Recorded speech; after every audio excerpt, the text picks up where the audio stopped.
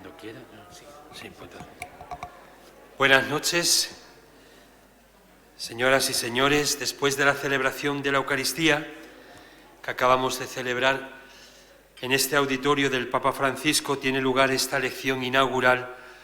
con la que damos comienzo el nuevo curso 2021-2022 de nuestros centros académicos. Agradezco al señor rector la magnífica organización y el esfuerzo que se ha hecho para ir normalizando todos nuestros encuentros y la vida eclesial en general. Gracias a Dios, las restricciones van desapareciendo por la baja incidencia de la pandemia del COVID-19. En breve nos reuniremos los miembros de la provincia eclesiástica de Mérida-Badajoz para dar algunas orientaciones con las últimas indicaciones que nos han dado las autoridades civiles. En esta tarde nos acompaña don Manuel Jesús Arroba Conde, que es en la actualidad decano de la sección de Madrid del Instituto Teológico Juan Pablo II para las Ciencias del Matrimonio y la Familia. Nos va a disertar sobre un tema muy interesante: la familia transmisora de la fe y semillero de vocaciones, lectura sociológica y eclesial. Se ha escogido este tema por el año de la familia Amoris Laetitia, una iniciativa del Santo Padre con el objetivo de ofrecer a la Iglesia oportunidades de reflexión y profundización para vivir concretamente la riqueza de la exhortación apostólica Amoris Laetitia, publicada hace 5 años. La experiencia de la pandemia ha puesto de relieve el papel central de la familia como iglesia doméstica y la importancia de los lazos comunitarios entre las familias, que hacen de la Iglesia una familia de familias. Estoy seguro que la disertación de Arroba Conde nos ayudará a reflexionar y profundizar en el riquísimo contenido de la exhortación apostólica,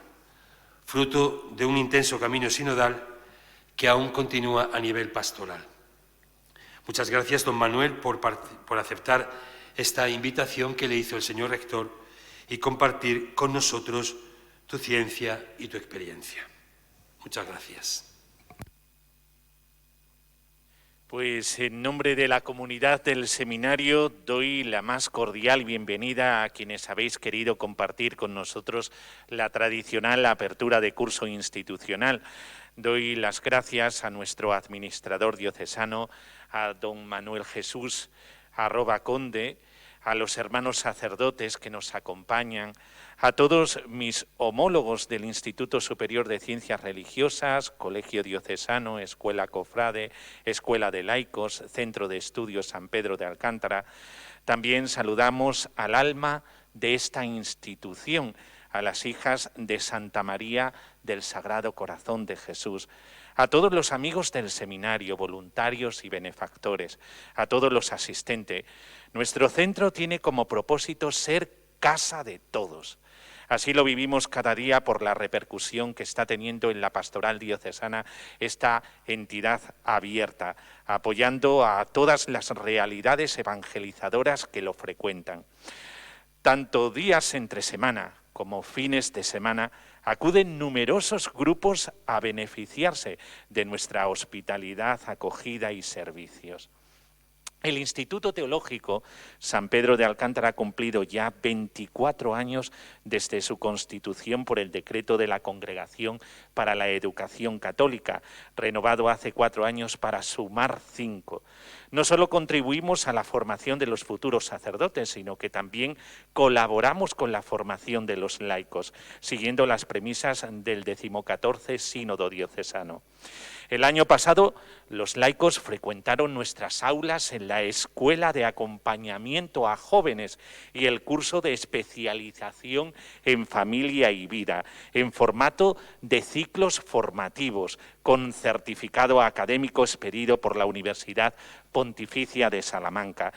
Ofertas educativas que enriquecen nuestra oferta docente. En este curso, cualquier persona puede ser alumno del Instituto Teológico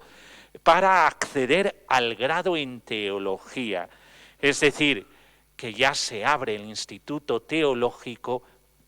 para los laicos.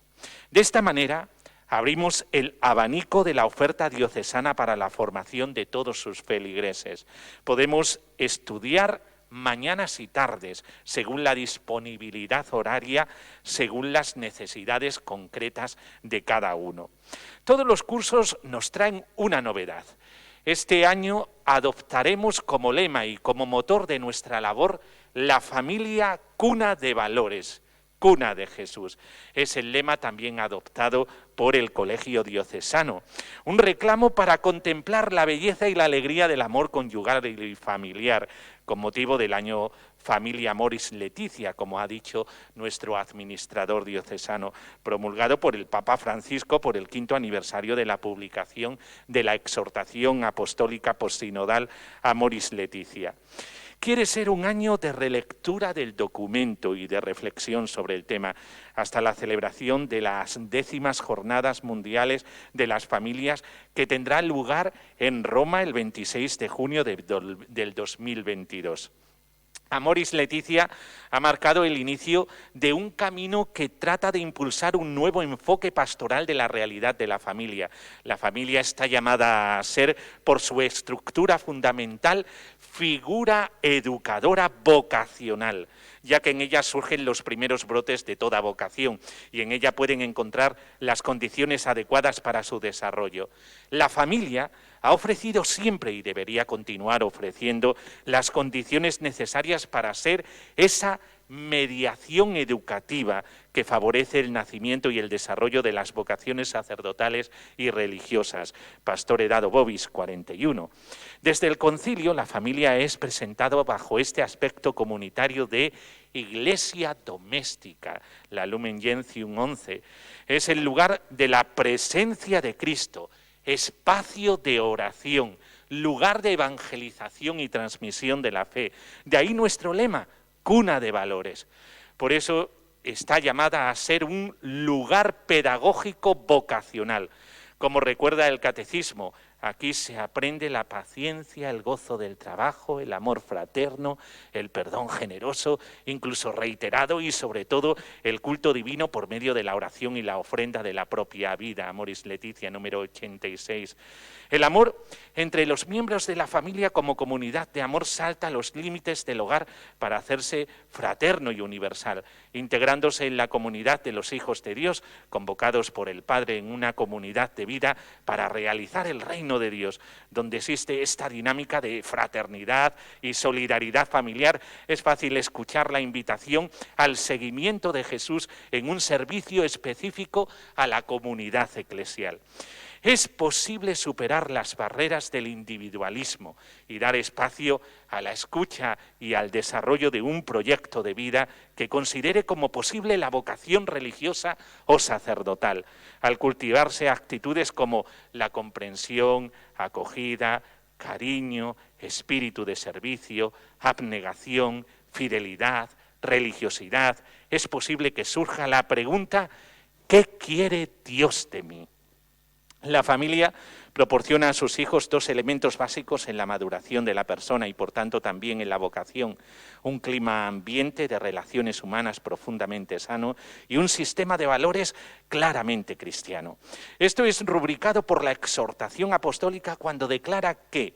la Iglesia está llamada a colaborar con una acción pastoral adecuada para que los propios padres puedan cumplir con su misión educativa. Siempre debe hacerlo ayudándoles a valorar su propia función y a reconocer que quienes han recibido el sacramento del matrimonio se convierten en verdaderos ministros educativos, porque cuando forman a sus hijos edifican la Iglesia y al hacerlo aceptan una vocación que Dios les propone. Amoris Laetitia, número 85. En relación al seminario, partiendo de estas premisas en el documento homenajeado en su aniversario, en su número 203, atestigua: los vínculos familiares son fundamentales para fortalecer la sana autoestima de los seminaristas. Por ello es importante que las familias acompañen todo el proceso del seminario y del sacerdocio, ya que ayudan a fortalecerlo de un modo realista, En ese sentido, es saludable la combinación de algún tiempo de vida en el seminario con otro de vida en parroquias, que permita tomar mayor contacto con la realidad concreta de las familias. Hasta aquí ese número 203 de Amoris Laetitia. Haciendo honor a nuestra intención de un seminario abierto, tal como venimos enfatizando desde hace años, queremos cuidar ese contacto con las familias desde el encuentro con ellas a través de convivencias, las salidas quincenales y mensuales a los hogares de cada uno, la corresponsabilidad en la mediación educativa de la familia como el elemento originario de la formación de los seminaristas, sin tratar de enmendar desde el seminario la raíz que forjó la vocación. Todo lo contrario, aprovechando las bonanzas estructurales y afectivas que vienen del ámbito familiar. Todo un engranaje que sitúa al formando en la realidad que tiene que vivir en su casa y en su pueblo, para después aprender a gestionarlo cuando sea ministro del Señor, esposo, siervo, misionero y pastor. El seminario se convertirá en cauce para conseguir este parecer de la Iglesia que asumimos y aceptamos como nuestro. Este año acentuaremos ese enlace con la familia necesario para una formación tal como la desea la comunidad eclesial. Rezad por nosotros para que así lo llevemos a cabo. Gracias por vuestra presencia y amistad. Muchas gracias.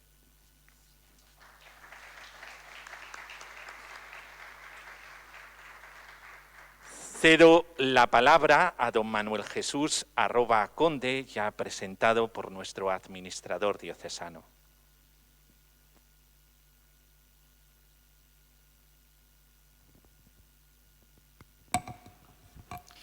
Buenas tardes, un saludo muy cordial al administrador diocesano y mi agradecimiento al rector del seminario por su invitación. Para este acto ya ellos han dicho en qué sentido podemos entender como un acierto elegir como tema para la lección inaugural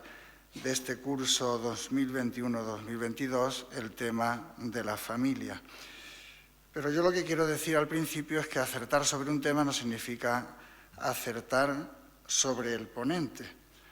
Deseo aclarar que en mi caso yo no voy a poder tratar el tema de la familia con la competencia que es propia de un especialista en sociología, en eclesiología o en teología pastoral de la familia. Lo único que me atrevo a ofrecer son algunas reflexiones suscitadas en razón de mi participación en esas asambleas sinodales de las que surgió la exhortación Amoris Laetitia y también del servicio que se me ha encomendado hace ahora 2 años con la puesta en marcha de la nueva sección madrileña del Instituto Juan Pablo II en Madrid. En mi agradecimiento, por tanto, me siento portavoz de esa comunidad académica. Creo que por tratarse de una lección, con todo lo que ello supone de exposición de datos o de informaciones que puedan resultar menos conocidos y, en lo posible, con un fundamento objetivo y científico, he pensado organizar la reflexión en un orden más bien inverso al que parece sugerir el título. Trataré, por tanto, de 3 grupos de cuestiones que permitan, partiendo de la mirada social a la realidad familiar, pasar a la mirada eclesial y terminar refiriéndonos a posibles desafíos en la transmisión de la fe y el despertar vocacional. Una mirada social a la consideración que merece la familia en el momento actual arroja como resultado una contradicción de fondo, reflejada en la tensión que manifiestan 2 fenómenos de signo opuesto. Ante todo, la conciencia cada vez mayor sobre la necesidad de proteger las realidades familiares y contar más con ellas, al constatar que constituyen un capital social imprescindible para barajar y hacer frente a ciertas demandas de tutela de las personas, especialmente de algunas categorías que en términos generales podemos identificar desde su fragilidad. Al mismo tiempo, la erosión de la estabilidad familiar, también en aumento, favorecida por modelos y estilos de vida individualistas que pueden empujar a devaluar el papel de la familia y, sobre todo, a rehuir de los compromisos que conlleva, llegando a considerarlos un estorbo para la libre realización de las personas. Esta contradicción, de la que se da cuenta en los textos sinodales, responde a las dinámicas que expresan algunos conceptos que se manejan en la sociología y que paso ahora a presentar de forma sintética, como ya he dicho, sin alguna pretensión de exhaustividad o de rigor científico. Voy a comenzar por el más reciente, la sociedad de los cuidados,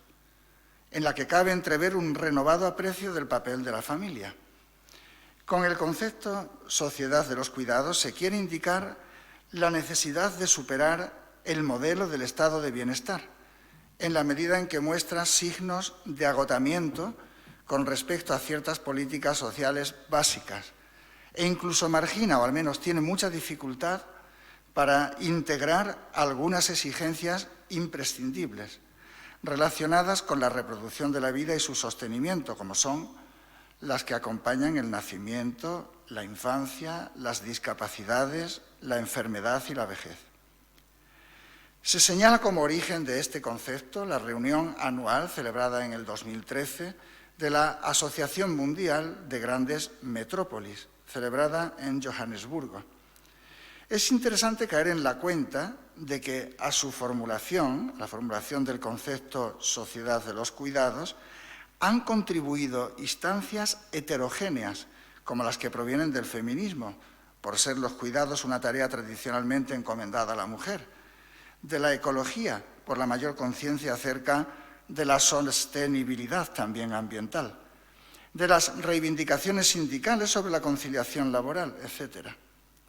Los rasgos principales brotan del reconocimiento más efectivo de la incidencia que debieran tener en la organización social dos realidades innegables de la condición humana: la interdependencia, por un lado, la vulnerabilidad, por otro.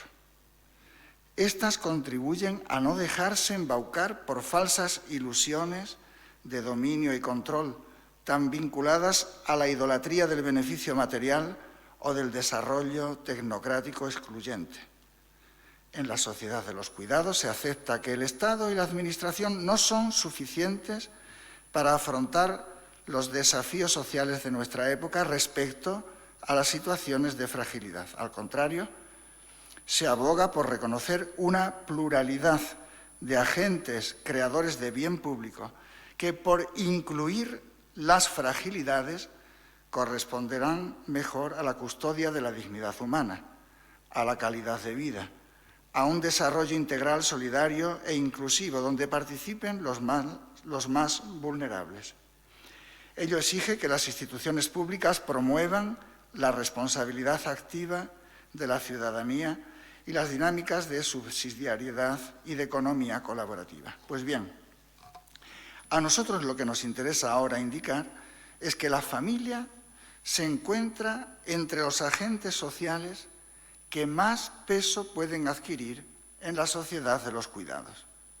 Se trata, pues, de un marco propicio para entender que la familia no es un reducto obsoleto de épocas anteriores al progreso social, sino una realidad imprescindible para generar sujetos y dinámicas acordes con la mayoría de esos rasgos del desarrollo actual a los que nos hemos referido antes. El cuidado a la familia, en cuanto realidad intergeneracional, se percibe cada vez más como un factor de confianza social, pues la confianza proviene del cuidado que la sociedad presta a las generaciones mayores y de las oportunidades que brinda a las generaciones futuras. La familia es tal vez la comunidad de cuidado con mayor potencialidad para un modelo de cuidados basados en los derechos de la persona y de toda persona, y en la solidaridad intergeneracional, no solamente en el esfuerzo de algunos, como ha sido en otras épocas el esfuerzo de la mujer.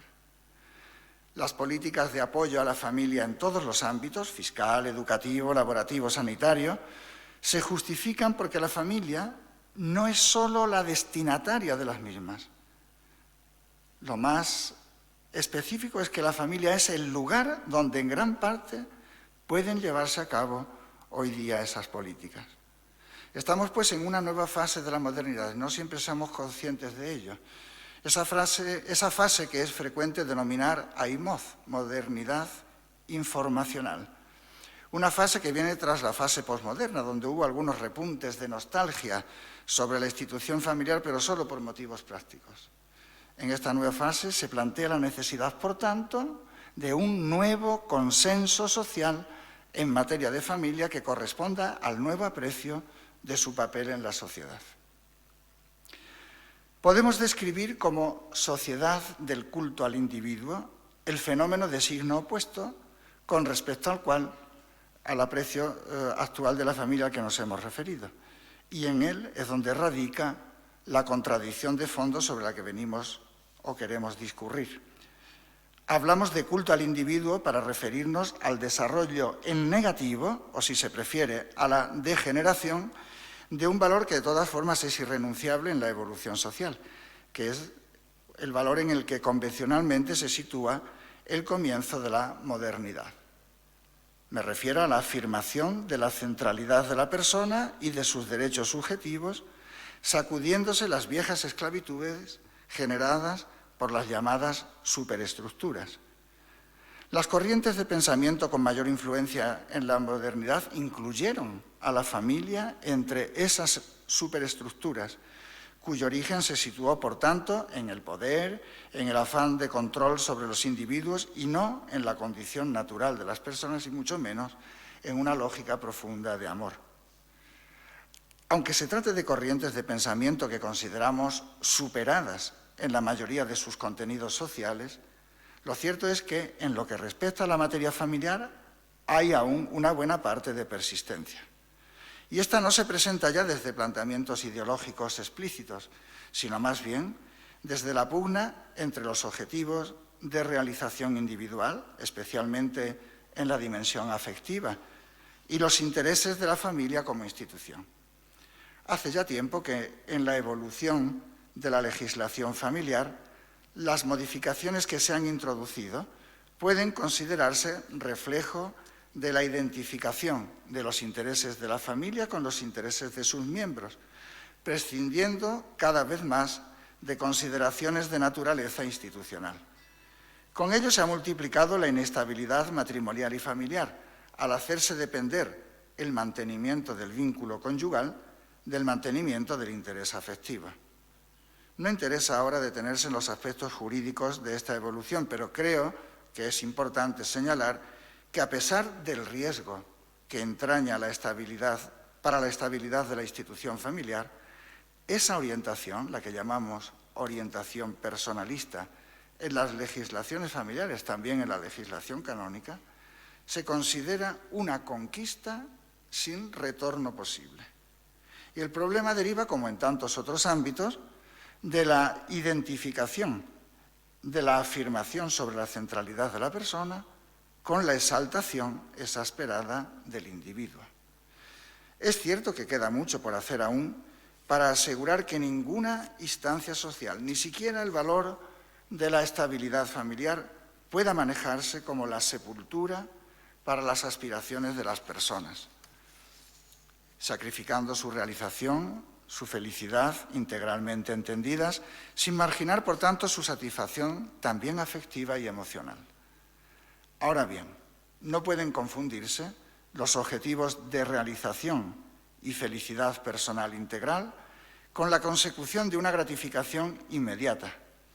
Esa orientación de exaltación individualista ha alcanzado hoy día cuotas elevadas, como bien sabemos, no solo en la regulación de formas de disolución del matrimonio como base habitual de la familia, que se han ido diseñando progresivamente en términos cada vez más flexibles y dependientes de decisiones unilaterales,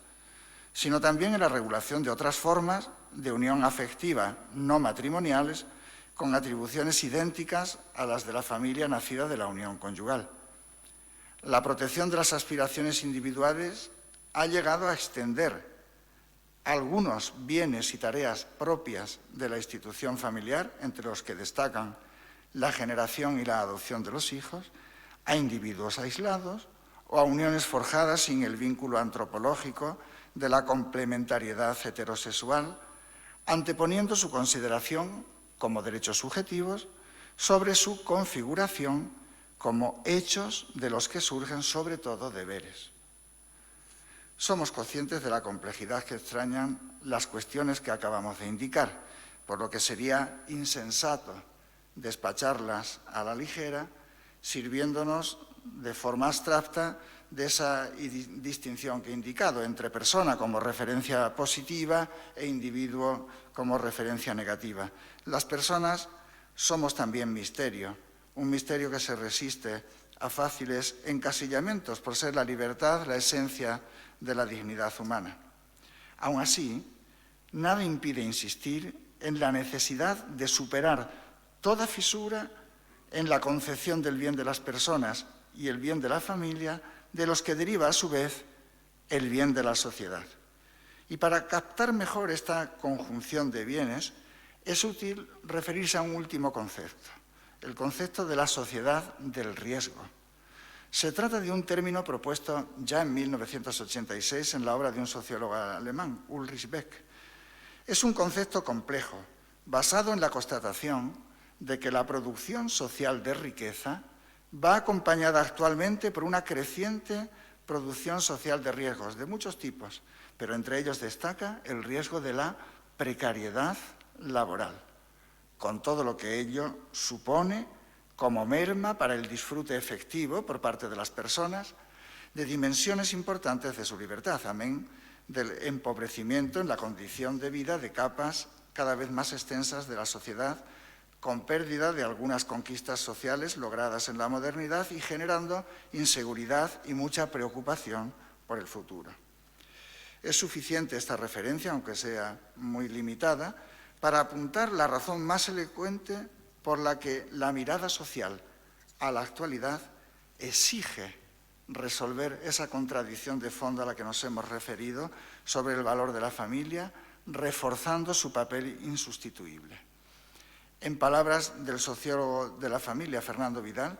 en la medida en que nuestro mundo se convierte en una sociedad de riesgo, necesitamos compartir transversalmente un nuevo consenso de que la familia es aún más fundamental. Por mi parte, quisiera expresar lo mismo con las palabras que hube de utilizar cuando fui secretario, portavoz de uno de los círculos menores de las asambleas sinodales sobre la familia, en la que en ese círculo se insistía mucho en fijar de manera más certera la causa real del desprestigio de la institución familiar y de la hostilidad hacia ella. Y es que, ese era el convencimiento de los miembros de aquel círculo, no somos las personas, cuando somos celosos de nuestra libertad individual, la principal causa del poco aprecio hacia los valores que representa la familia. Son más bien los poderes fuertes, enemigos fácticos de la libertad de las personas, los que pueden considerar como posibles rivales de sus intereses los valores familiares, en la medida en que estos generan mayor conciencia sobre el propio valor como persona, además de confianza en el valor de las relaciones, como apuntaba antes el rector, y esperanza en el futuro. Por ello, ante los riesgos sociales aumenta la percepción, y eso es lo que en ese grupo del sínodo se insistía por activa y por pasiva, la percepción de que una persona carente de una buena experiencia familiar está más expuesta a sentirse sola y, por consiguiente, a ser más débil, menos libre, más manipulable y manejable, más expuesta a sucumbir como esclava de las lógicas de aprovechamiento que dominan el mercado. En definitiva, lejos de representar un obstáculo para la libertad de las personas,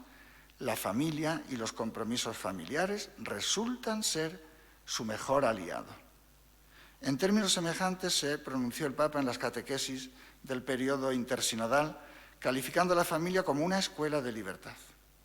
Y en este sentido, una mirada de conjunto a la sociedad actual debiera animarnos a presentar la familia como una realidad imprescindible, pero para generar dinámicas genuinas desde el punto de vista humano, dinámicas que son necesarias ante los graves problemas de hoy, y a promover desde ahí un consenso conciliador de ideologías y de cosmovisiones. Esta orientación, en la que he intentado resumir los resultados de la mirada social, cabe descubrirla también como planteamiento, adentrándonos en la mirada eclesial y cayendo en la cuenta de que, aunque el magisterio de la Iglesia sobre el Evangelio de la familia debe considerarse permanente en sus contenidos sustanciales, la forma y los acentos a la hora de proponerlos son objeto de una evolución al paso de los signos de cada tiempo. La exigencia de releer el Evangelio de la familia a la luz de las transformaciones experimentadas desde la anterior Asamblea Ordinaria del Sínodo de Obispos, celebrada en 1980 durante el pontificado de San Juan Pablo II, indujo a convocar las asambleas de 2014 y 2015 para favorecer la participación de toda la Iglesia en la reflexión en un tiempo prolongado y amplio, sin reducirla a las reuniones de unos cuantos en Roma durante algunas semanas, con resultados al final casi siempre poco incisivos en el conjunto de la comunidad eclesial. Sus principales conclusiones pueden resumirse en la voluntad de repensar toda la acción pastoral, empezando de nuevo desde la familia. Así se deduce del número 37 del documento final de la Asamblea Extraordinaria, al referirse a la necesidad de una renovación radical de la pastoral a la luz del Evangelio de la familia, o en el número 56 de la Asamblea del año siguiente, del 2015, donde se justifica esa opción afirmando que el Evangelio de la familia es la respuesta a las esperanzas más profundas de la persona. Sería muy ambicioso por nuestra parte pretender ahora analizar los diferentes aspectos que conlleva esa opción de empezar de nuevo desde la familia, de los que no podemos ni siquiera hacer mención completa. Me voy a centrar solamente también aquí en tres, que me parecen los más significativos como indicadores de un cambio de perspectiva pastoral, aun reconociendo que de esa forma dejo fuera puntos importantes como el cuidado de las relaciones interpersonales, a las que Amoris Laetitia dedica el capítulo 4, a cuya lectura me remito y me permito recomendar. El primer cambio de perspectiva se refleja en la importancia que reviste como estrategia pastoral renovada la insistencia en un sentimiento innato de toda persona expresado en la locución deseo de familia, desde el que parte y se articula toda la enseñanza. Ya en el Instrumentum Laboris de la Asamblea del 2014, que era fruto de los cuestionarios distribuidos por toda la Iglesia, en esos sínodos, como sabéis, se decidió prescindir de los lineamenta que se preparaban en Roma, en la Secretaría del Sínodo, para favorecer de esa manera que las conferencias episcopales dieran la oportunidad a todos los sectores de la Iglesia de expresarse. Pues bien, ya en las respuestas a esos cuestionarios se constataba la existencia de un renovado deseo de familia en las distintas sociedades, vislumbrando, se decía, una nueva primavera para la familia,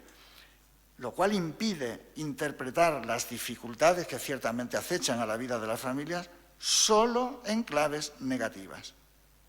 De deseo de familia se habla ya en el comienzo de la exhortación a Amoris Laetitia, el número 1. Desde tal deseo, cabe encarar en la pastoral la apuesta por promocionar el valor de la familia con menos tentaciones de doctrinarismo excluyente y con más posibilidades de emprender una acción evangelizadora integradora, incluso de posiciones consideradas globalmente lejanas, al menos en apariencia, a la visión cristiana de la vida. Ahora bien, y este punto yo creo que sea decisivo, sería muy reductivo entender que la idea de renovar la forma de proponer el Evangelio de la familia hoy partiendo del deseo de familia sea una acción meramente estratégica, una ocurrencia útil para ganar más prosélitos y promover con mayor facilidad un número elevado de adeptos que se sumen a ese nuevo consenso social sobre el valor de la familia, al que nos hemos referido antes como una urgencia de nuestro tiempo. Tras el concepto deseo de familia, debiera entreverse una opción de mayor calado, que supera objetivos meramente instrumentales. Con él se expresa la voluntad de superar los límites que entraña observar siempre la realidad familiar actual con los ojos más bien fríos y calculadores de los datos estadísticos y de sus correspondientes baremos sociológicos. Tantos matrimonios disueltos, tantos divorcios, tantos pocos celebrados. Es necesario sumar a esa lectura, la de los ojos sociológicos, la lectura de los ojos de la fe, desde la confianza en que el Señor sigue actuando hoy. Lo hace ciertamente a través de las familias que funcionan y se ajustan al ideal del Evangelio. Pero en los sínodos se sintió una llamada especial a entender que el Señor también actúa sembrando en el corazón de toda persona el deseo de familia, porque ser familia es la condición que más nos asemeja a Él. Y a no descartar incluso que pueda ser tal vez ese deseo, el de poder realizar una mejor experiencia de vida de familia, el que pueda esconderse en tantas situaciones marcadas por el fracaso conyugal y el deseo y el inicio de una nueva relación. Tal deseo de familia es un signo de los tiempos, a través del cual el Señor sigue actuando y desde el que nos llama a llevar el gozo del Evangelio, donde el ideal de familia se presenta como un oasis, pero ese oasis no podemos transformarlo en puro espejismo, como sucedería si rehuyésemos a atravesar el desierto de las dificultades que ahora nos rodean. Esta imagen, por contraposición entre oasis y espejismo, la utilizó el Papa en la homilía de la misa conclusiva de la Asamblea Sinodal Ordinaria de 2015, donde creo que se leyó el Evangelio que vamos a leer este domingo. Creo, no me acuerdo bien, pero creo que sí. Atravesar el desierto que constituyen las dificultades de la familia, especialmente las que derivan de la inestabilidad conyugal, exige profundizar en cada situación de fragilidad familiar, sin precipitaciones o prejuicios derivados de esquemas abstractos no suficientemente encarnados en la historia real de las personas. De ahí el segundo cambio de perspectiva del que me paso a ocupar ya. Es un cambio proveniente de la conjunción adecuada entre la proclamación, que es imprescindible, del ideal de familia y la cultura del encuentro, que como sabemos es la apuesta principal en la llamada a la conversión pastoral a la que invita Evangelii Gaudium. Evangelii Gaudium no queda sin efecto en lo que atañe a la evangelización de la familia. Y es que aun sin resquebrajar el modelo ideal de familia fundada en el matrimonio entre hombre y mujer con sus elementos esenciales que ya conocemos, en Amoris Laetitia no se olvida la necesidad de acercarse a la variedad de situaciones familiares lejanas al ideal también, a la necesidad de realizar en ellas el seguimiento debido de cada una de ellas, ofreciendo espacios para escuchar sus interrogantes sobre el crecimiento en el amor, sobre la superación de conflictos, sobre la educación de los hijos. Entre las situaciones familiares que requieren mayor atención se encuentran las que protagonizan personas que en razón de ello participan de modo incompleto en la vida de la Iglesia. Sobre ellas se invoca en Amoris Laetitia la gracia de la conversión y se les exhorta al cumplimiento del bien, a cuidar los unos de los otros y a ponerse al servicio de la comunidad. La cultura del encuentro en la evangelización de la familia se expresa en 3 verbos que ya son conocidos y que como una síntesis eficaz y ordenada resumen el progreso alentado por la doctrina del magisterio más reciente en esta materia. Los verbos son acompañar, discernir e integrar.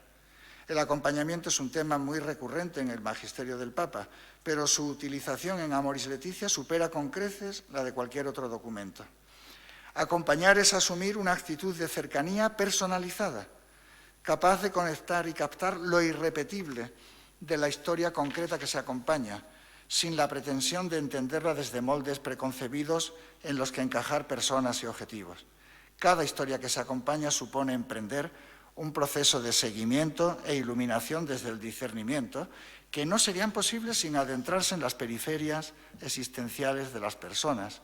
sin disponibilidad a prestar oído y evitar ofrecer respuestas de formulario no suficientemente cribadas en el diálogo.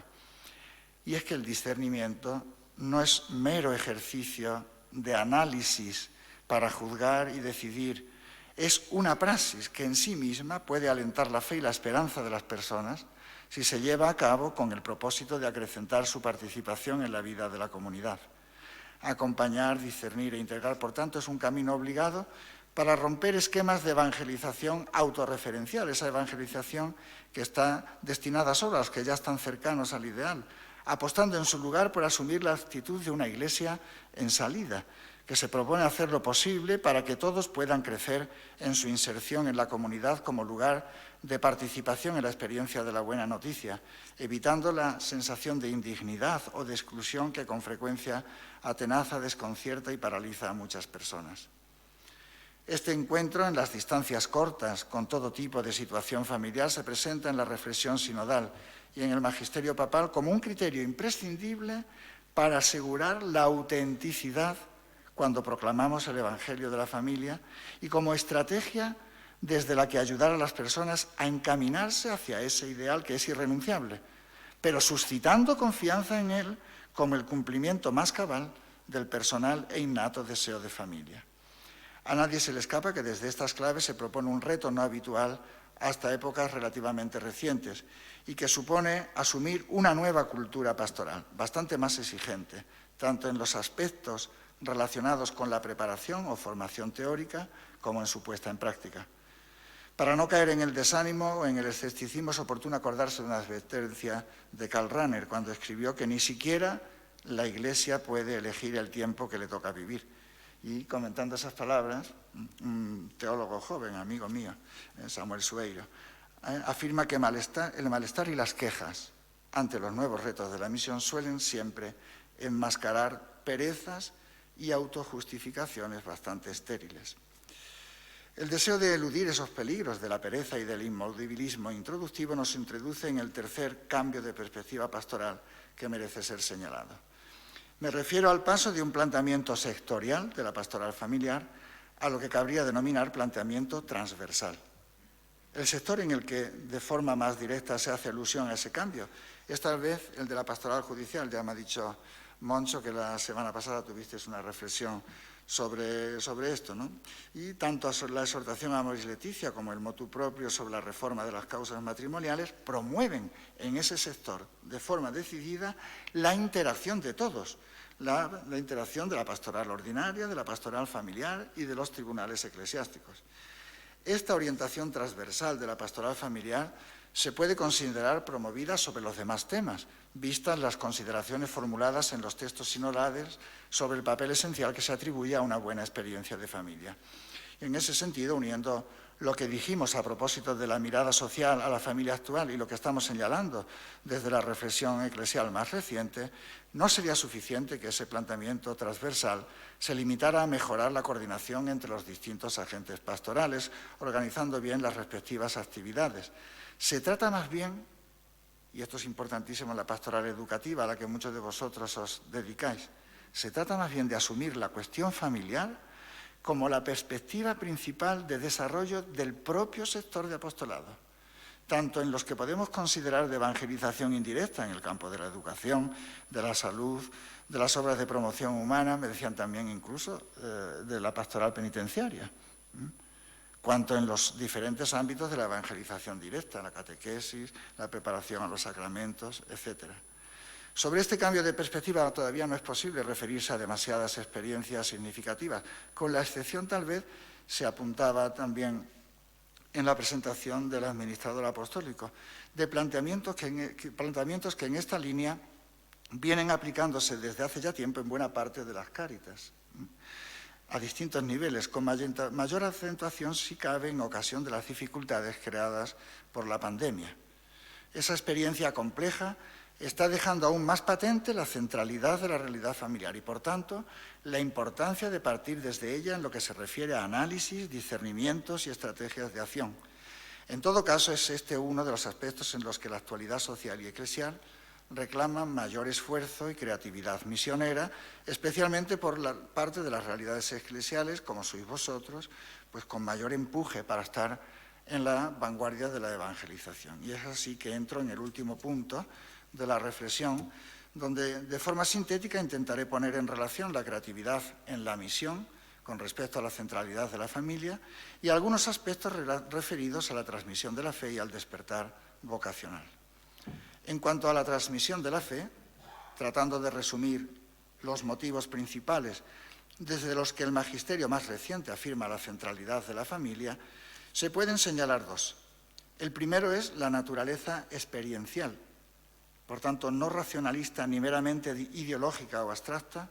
que caracteriza la transmisión de valores y convicciones en el seno de la vida de la familia con respecto a otras instancias educativas.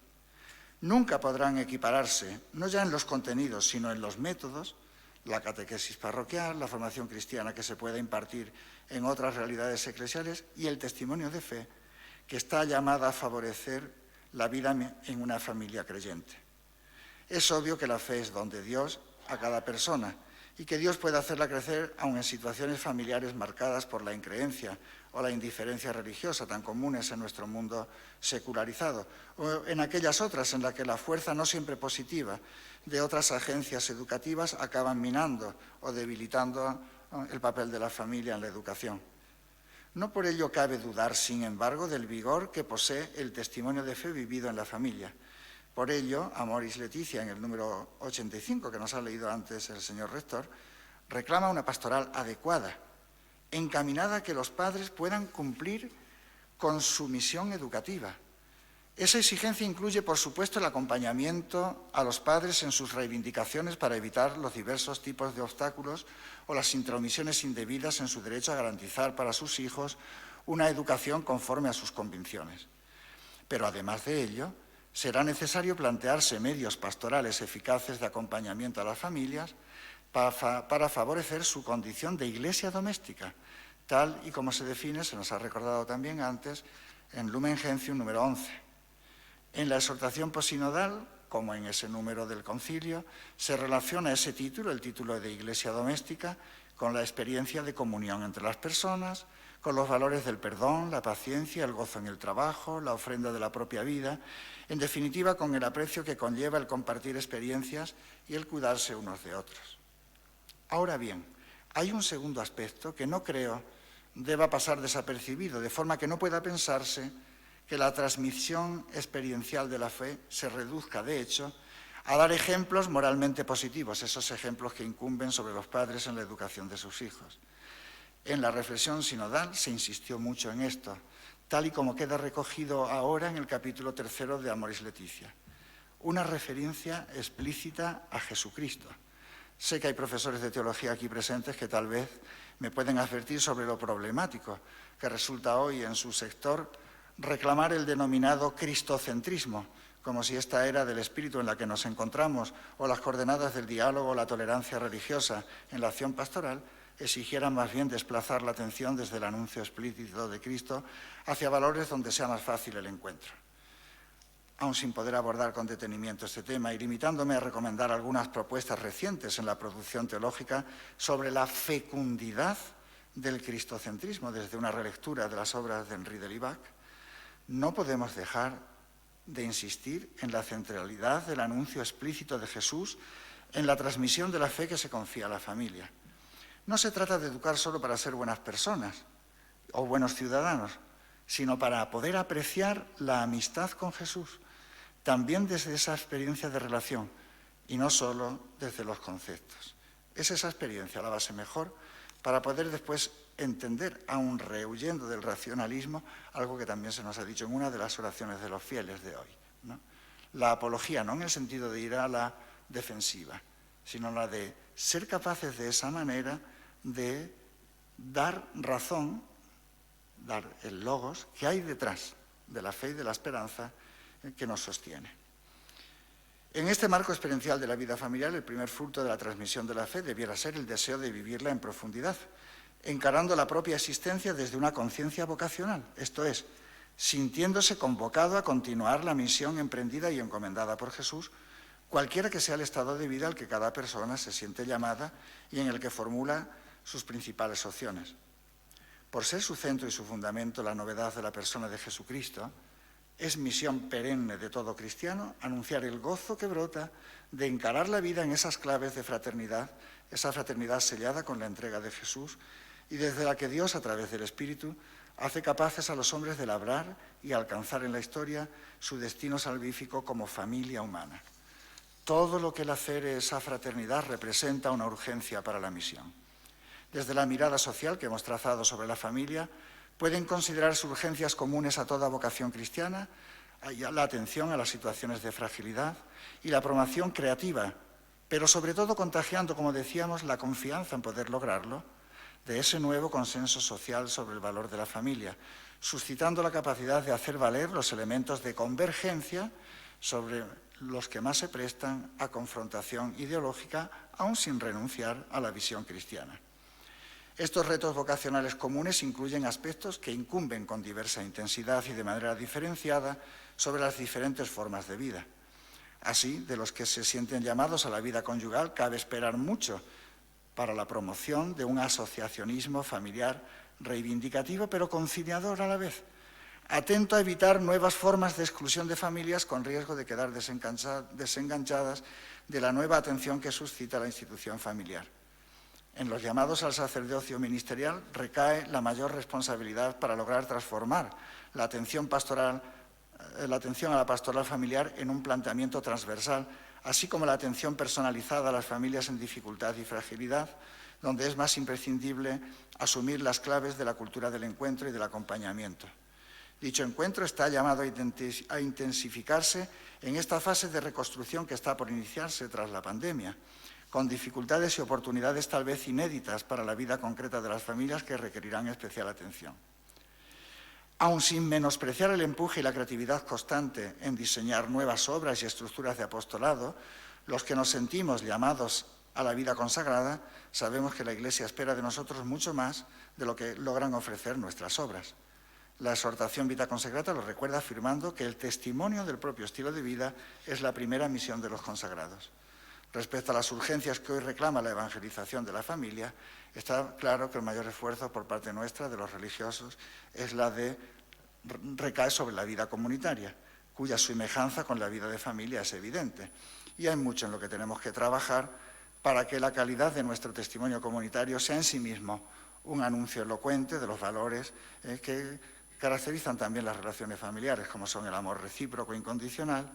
la disponibilidad al servicio sin reservas, la acogida sin prejuicios, el perdón, la puesta en común de bienes, de experiencias, de talentos y de proyectos.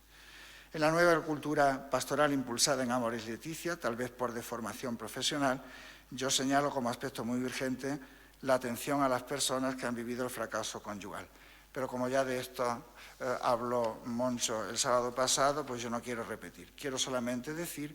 que hay que hacer un esfuerzo para que las personas no se resignen a pensar que sus convencimientos de conciencia acerca de su experiencia matrimonial fracasada no tengan cabida después en el fuero externo, que es el que se reconoce en la labor de los tribunales eclesiásticos, ¿no?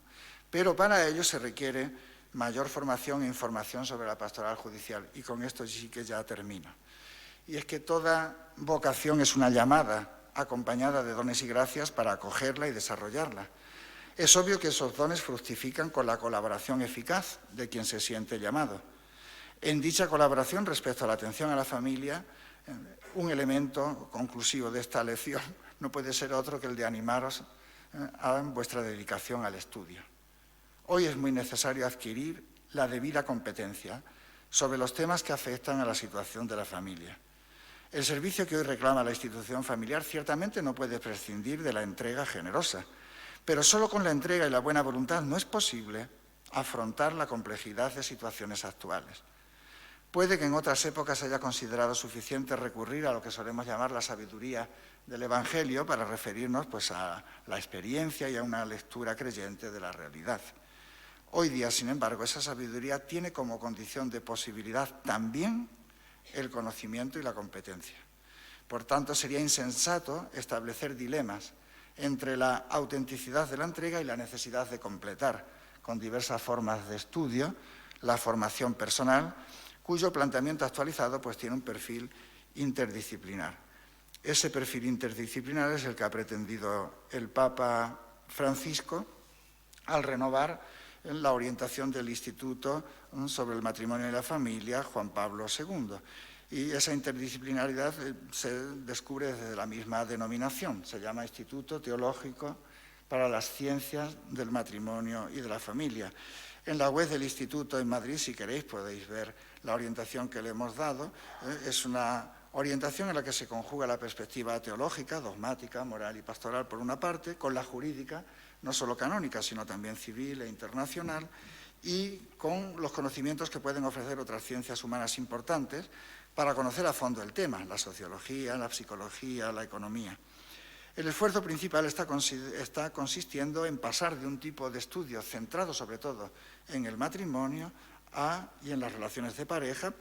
que son ciertamente imprescindibles, a un estudio más amplio de la familia como tal, intentando incluir otras informaciones necesarias para la pastoral que se refieren a aspectos muy delicados, como son los derechos de los menores, el entorno seguro, la promoción de la mujer, la sociología y la economía familiar.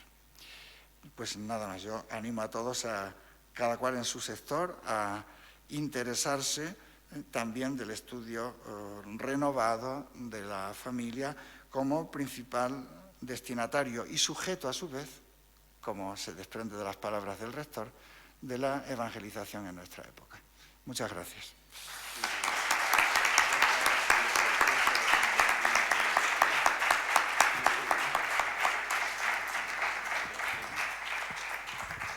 Muchísimas gracias, don Manuel, por tu magnífica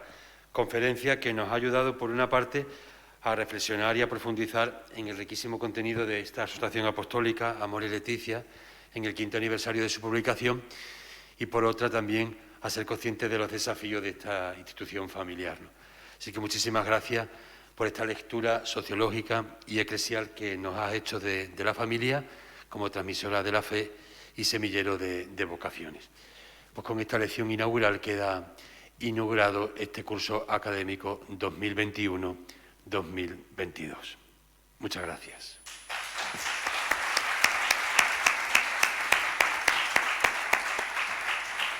Y de la mesa de la Eucaristía a la mesa de la sabiduría, ¿y ahora qué queda? La mesa de la fraternidad. Os invitamos a un buen refrigerio,